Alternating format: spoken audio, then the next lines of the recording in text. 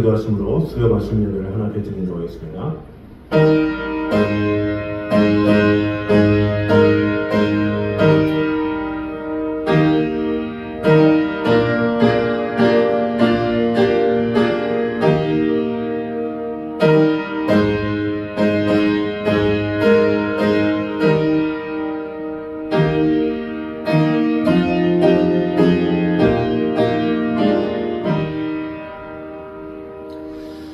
이에 예수께서 제자들에게 이르시되 누구든지 나를 따라오려거든 자기를 부인하고 자기 십자가를 지고 나를 따를 것이니라. 누구든지 제 목숨을 구원하고자 하면 잃을 것이요 누구든지 나를 위하여 제 목숨을 잃으면 찾으리라. 아버지 하나님, 우리에게 귀한 생명을 주시고 그 생명 가운데 거하게 해주신 주님, 그 주님을 위해 살 때 아버지 하나님께서 보내주시고 함께함을 믿습니다. 오늘도 그 하나님의 영광을 맛보며 아버지 하나님께서 우리를 위해서 희생하시고 또 십자가에 달려 돌아가시며 놀라운 사랑과 은혜를 주신 그 은혜에 늘 감사하는 그 하나님의 음성을 듣는 그런 시간 될 수 있도록 주님 함께하여 주시옵소서. 예수님의 이름으로 기도드립니다. 아멘. 우리 찬송가 267장 찬양했습니다.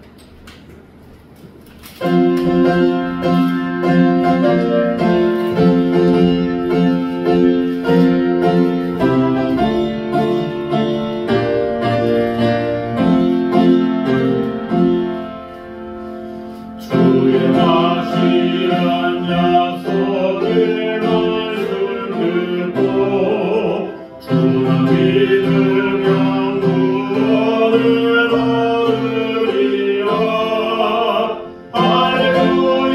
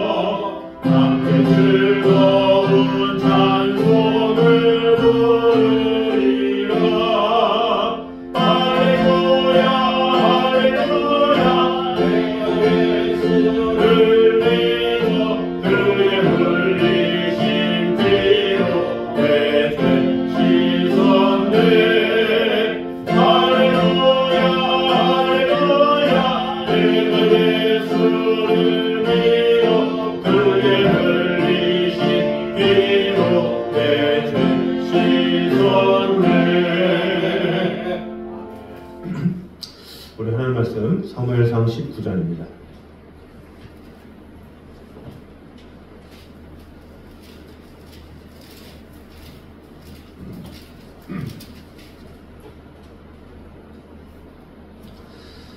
사무엘상 19장 8절에서 17절까지 말씀입니다.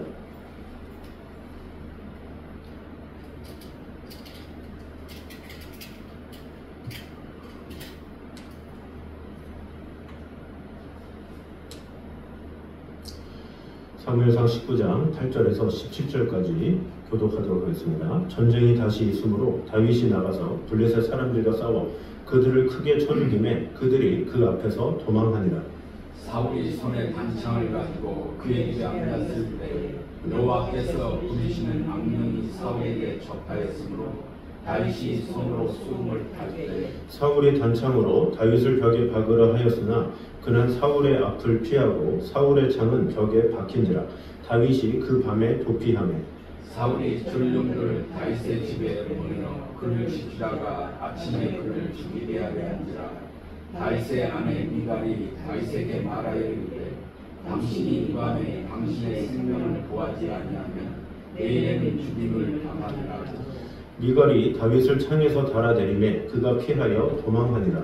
미갈이 우상을 가져다가 침상에 내리고 염소털로 엮은 것을 그 머리에 씌우고 의복으로 그것을 덮어놨더니 사울이 전령들을 보내어 다윗을 잡으려 하매 미갈이 이르되 그가 병들었느니라.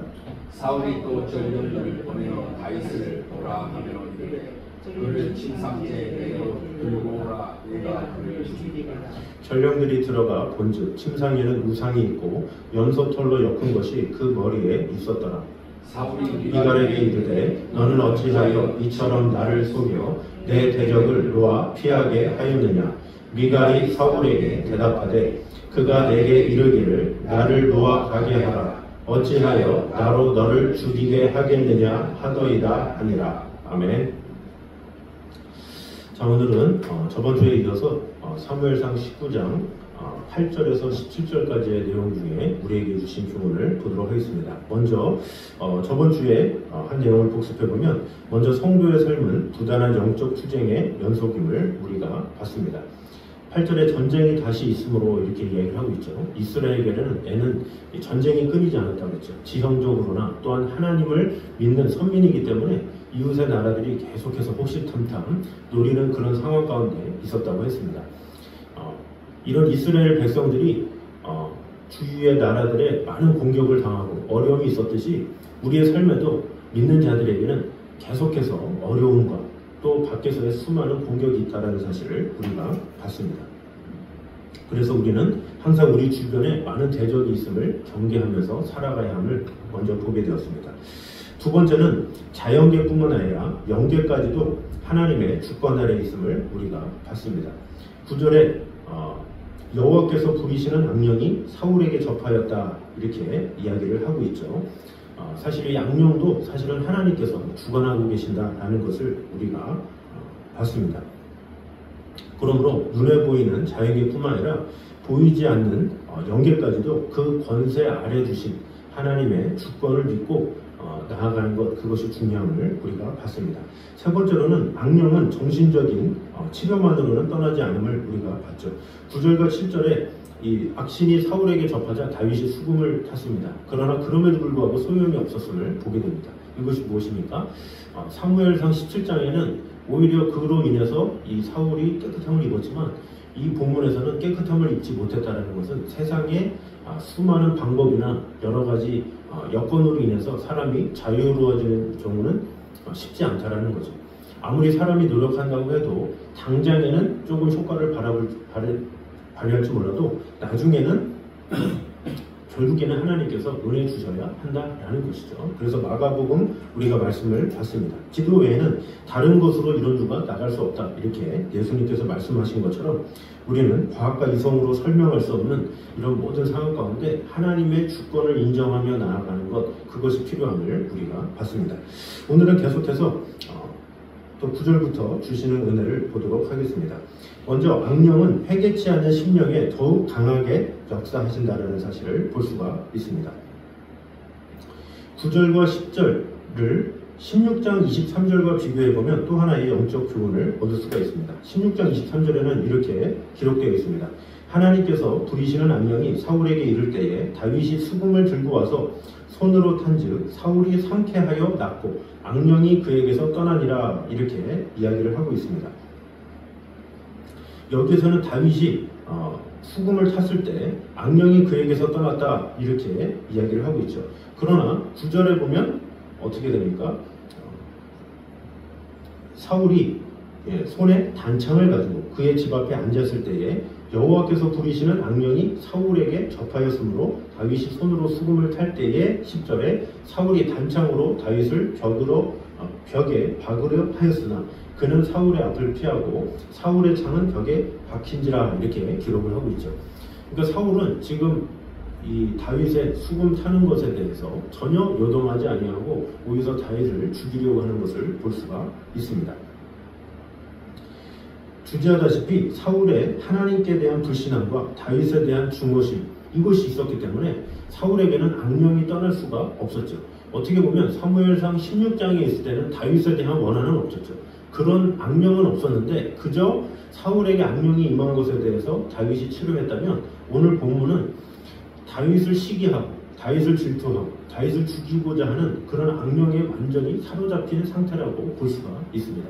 그런 상황에서 같은 악령이다 할지라도 지금은 더 강하게 역사함을 받는 상황이라고 할 수가 있습니다. 그러면 사울에게 있어서는 무엇이 있어야 되겠습니까? 수금을 통한 좋은 멜로디보다 회개가 있어야 되겠죠.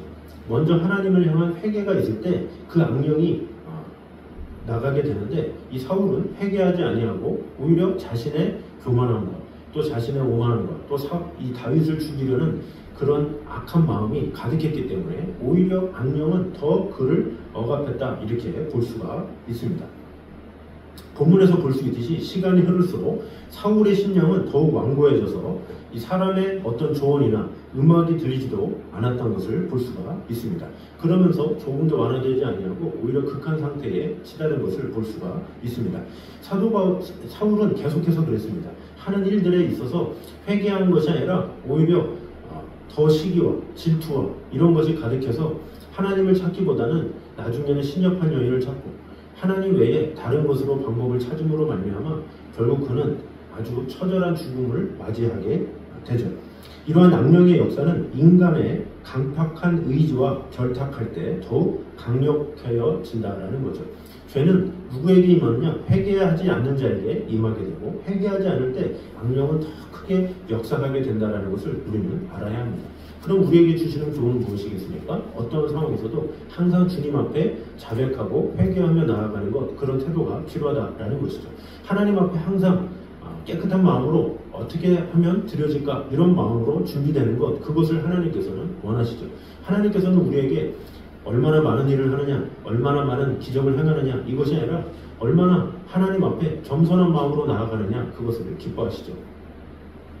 그래서 이 산상수훈에서도 날더러 주여 주여 하는 자가 다 천국에 가는 것이 아니라 내 뜻대로 행하는 자라야 천국에 간다, 이렇게 말을 하고 있죠.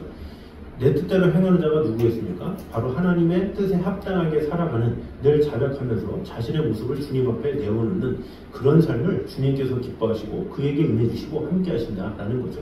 그의 반면에 이 사울은 자신의 모습을 하나님 앞에 자백하고 내어놓기보다는 오히려 자신의 위치 때문에 불안해서 다윗을 죽이려 하고 그런 시기심 때문에 결국엔 자신의 왕의 자리조차도, 그런 하나님께서 세우신 존귀한 그런 자리조차도 소중히 여기지 아니하고 자기 마음대로 자기 소욕대로 썼던 것을 보게 됩니다.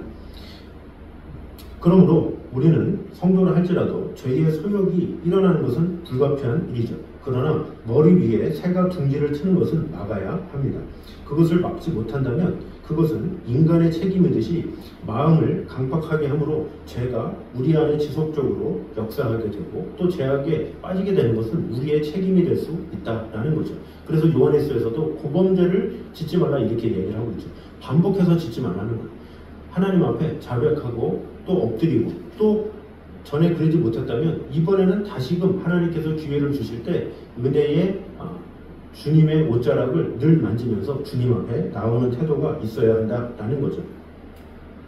마귀와 인간이 다른 점이 무엇입니까? 똑같이 하나님께 불순종과 반역의 죄를 범하였지만 인간에게는 구원의 여지가 남아있지만 마귀에게는 전혀 없다는 것입니다. 그 이유는 바로 마귀에게는 회개가 없기 때문입니다. 마귀는 자기 의지로 끊임없이 악을 선택하기 때문에 악의 화신이 되어서 회개가 불가능한 상태가 되었습니다.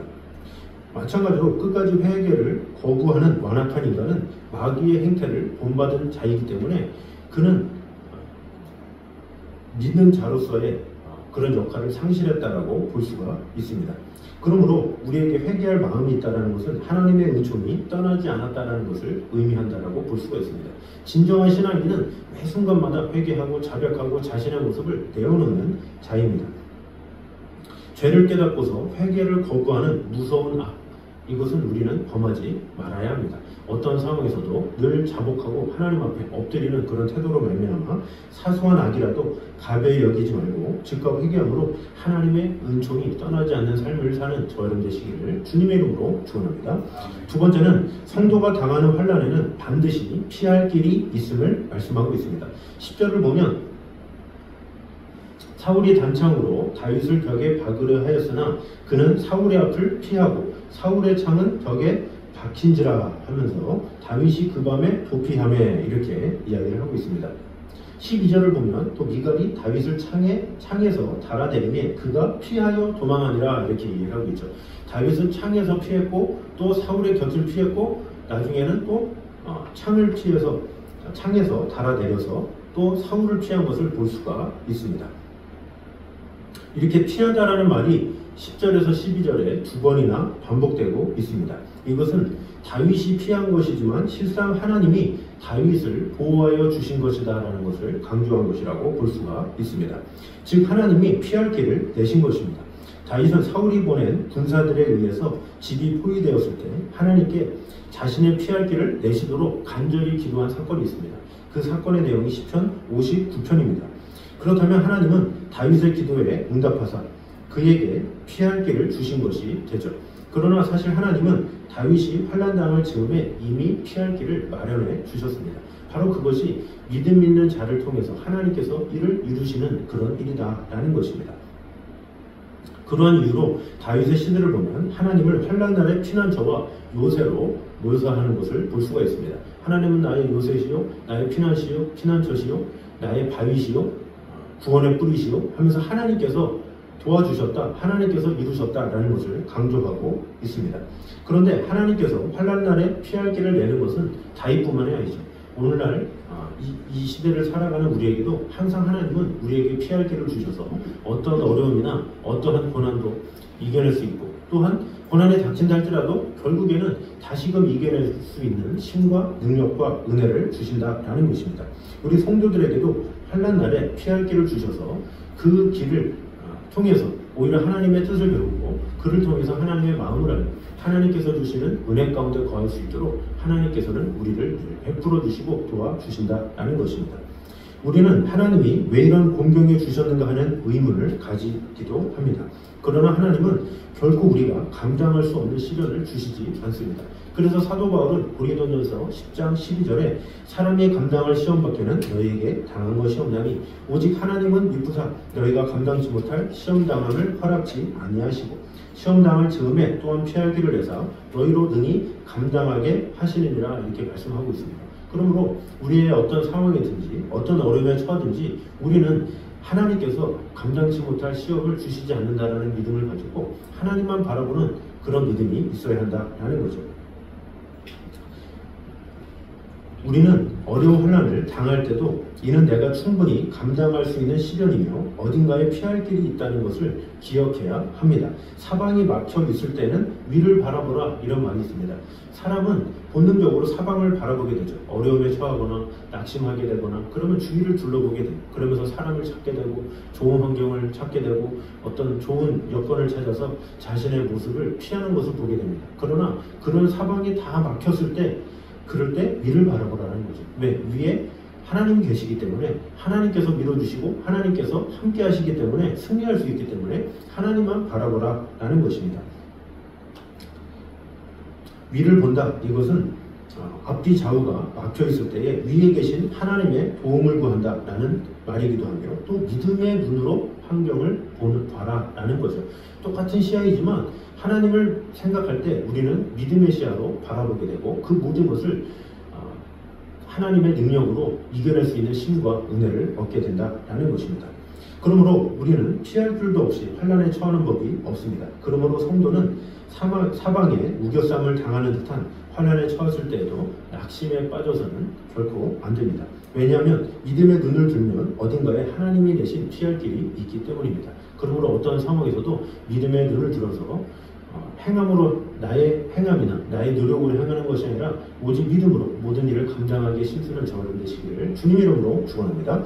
마지막 세 번째로 하나님은 성도들에게 때를 따라 돕는 손길을 보내주신다라는 것입니다. 11절을 보면 다윗이 사울의 창을 피해서 집으로 도피하는 장면이 나옵니다. 11절에 사울이 전령들을 다윗의 집에 보내어 그를 지키다가 아침에 그를 죽이려 하게 한지라 다윗의 아내 미갈이 다윗에게 말하여 이르되 당신이 이 밤에 당신의 생명을 구하지 아니하면 내일에는 죽임을 당하리라 이렇게 기록하고 있습니다. 사울은 사자들을 다윗의 집으로 보내서 다윗을 지키다가 아침에 그를 죽이려 했습니다. 그러나 사울의 딸 미갈이 아버지의 계획을 알고 그 밤에 다윗을 창에서 내려 도주하도록 도와주는 장면이 나옵니다. 다윗은 요나단의 도움에 이어서 이번에는 미갈의 도움을 통해서 목숨을 건집니다. 하나님은 이처럼 종종 주위 사람들을 통해서 도움의 손길을 베푸신다는 사실을 알려주고 있습니다. 우리가 신앙생활을 하다 보면 때때로 절박한 순간에 생각지도 않은 곳에서 도움을 받는 경우가 너무나도 많이 있습니다. 이 세상이 얼마나 험난하고 이 세상이 이렇게 살아가면서 어렵고 힘든 일이 있겠습니까? 그러나 하나님을 믿는 그런 하나님의 사람들에게는 그런 믿음의 사람들을 보내줌으로 말미암아 또 어떨 때는 믿음이 없는데 어떤 하나님께서 기적적으로 그 어떤 한 사람을 들어 세워서 우리를 도와줄 때도 있다라는 것입니다. 마태복음 10장 16절에 예수님은 이렇게 제자들을 향해서 전도훈련을 보내시면서 이렇게 말합니다. 내가 너희를 보냄이 양을 이리 가운데 보냄과 같도다 이렇게 말씀하고 있죠. 그만큼 약하고 험한 세상 속에서 성도는 너무나 많은 위험에 노출되어 있습니다. 그러나 양처럼 연약한 성도가 험악한 세상 속에는 해를 당하지 않고 살아갈 수 있는 것은 때마다 하나님께서 돕는 손길을 보내주시기 때문입니다. 고아들의 아버지라고 불리는 영국의 조지 밀러는 하나님의 돕는 손길을 신뢰하며 때마다 구하였습니다. 그리고 그는 항상 체험했습니다. 그래서 조지 밀러의 5만 번 기도응답을 받은 그런 내용은 너무나도 유명합니다. 그가 고원을 운영하면서 어떤 데 도움을 받지 아니하고 오직 하나님께 기도함으로 그런 고아들을 수만 명의 고아들을 키웠다라는 사실은 그만큼 하나님의 선하신 손길이 그에게 가득했고 그 이야기는 오늘날 이 시대를 사는 우리에게도 하나님께 도움을 구할 때 하나님께서 적절할 때 하나님의 방법으로 우리에게 사람을 보내주셔서 은혜 주신다는 사실을 볼 수가 있습니다. 그러므로 우리가 조지 밀러만큼은 아니다 할지라도 우리의 삶을 되돌아보면 하나님께서 의외의 사건이나 사람으로 도움의 손길을 보내주셨던 때가 많았던 것을 발견할 수 있습니다. 그러므로 우리는 하나님의 도우신 그 은혜 이것을 간증하면서 시편 기자처럼 나의 도움이 천지를 지으신 여호와에게서로다 이런 고백이 우리 안에 있게 됨으로 말미암아 어떠한 상황에서도 세상이 나를 버린 것 같고 주위에 아무리 봐도 아무런 소망이 없다 할지라도 하나님은 나와 함께 계셔서 반드시 나를 돕는다라는 믿음을 가지고 오늘도 하나님의 손을 붙잡고 하나님 앞에 참된 위로를 받는 저 여러분 되시기를 주님의 이름으로 축원합니다. 기도하겠습니다. 사랑해 주님 감사합니다. 우리와 늘 언제나 함께 하신 주님, 오늘도 귀한 말씀 안에 우리가 많은 것을 배우고 또 많은 것을 느끼고 또 많은 것을 적용할 수 있게 해주시네 감사합니다. 악령은 회개치 않는 심령에 더욱 강하게 역사한다는 사실을 오늘 보게 되었습니다. 죄의 소욕이 일어나는 것은 어쩔 수 없다 할지라도 우리가 죄를 회개하는 것은 우리의 책임임을 오늘 보게 되었습니다. 늘 하나님 앞에 정결한 모습으로 나아가는 성도들이 되게 하여 주시옵소서. 그러함으로 회개치 않을 때 악력이 임한다는 사실을 꼭 기억하므로 어떠한 상황에서도 깨끗한 마음으로 정결한 마음으로 하나님 앞에 온전히 세워져가는 그런 성도들이 되게 하여 주시옵소서. 또한 성도가 당하는 환난에는 반드시 피할 길을 주신다는 사실을 오늘 보게 되었습니다. 어떤 어려움이 있다 할지라도, 사방이 막혀 있을 때다 할지라도 우리가 위를 바라보며 하나님의 임재를 바라볼 때 하나님께서는 가장 좋은 길을 인도하시고 우리를 가장 놀라운 은혜 가운데 이끄심을 보게 되었습니다. 어떤 상황에서도 우리가 믿음의 눈으로 환경을 바라보며 오직 나와 함께 하시는 하나님의 은혜만을 갈망하며 나아가는 성도들이 되게 하여 주시옵소서. 또한 하나님은 성도들에게 때를 따라 돕는 손길을 보내주신다는 사실을 오늘 보게 되었습니다. 다윗이 사울에게서 구원을 받을 때 요나단을 통해서 또 미가를 통해서 이렇게 구원을 받았던 것처럼, 또 조지 물러가 어떤 어려움 가운데서도 하나님께 기도함으로 적재적소에 사람들을 보내주셔서 수많은 고아들을 먹였던 것처럼 우리 또한 어떠한 상황에서도 하나님께서 적절할 때 우리에게 필요한 한 사람 한 사람을 보내주셔서 우리에게 은혜를 주시는 그런 하나님이심을 오늘 보게 되었습니다. 나는 가난하고 궁핍하오나 주께서는 나를 생각하시오니 주는 나의 도움이시요 건지시는 자시라. 나의 하나님이여 지체하지 마소서. 이런 시편 기자의 고백처럼 늘 언제나 주님만을 바라보며 하나님이 나의 도움 되시고 모든 것 가운데 역사하시는 하나님임을 오늘도 고백하며 나아가는 성도들 될 수 있도록 주님 함께하여 주시옵소서. 예수님의 이름으로 기도드립니다. 아멘. 우리 찬송가 486장 찬양하겠습니다.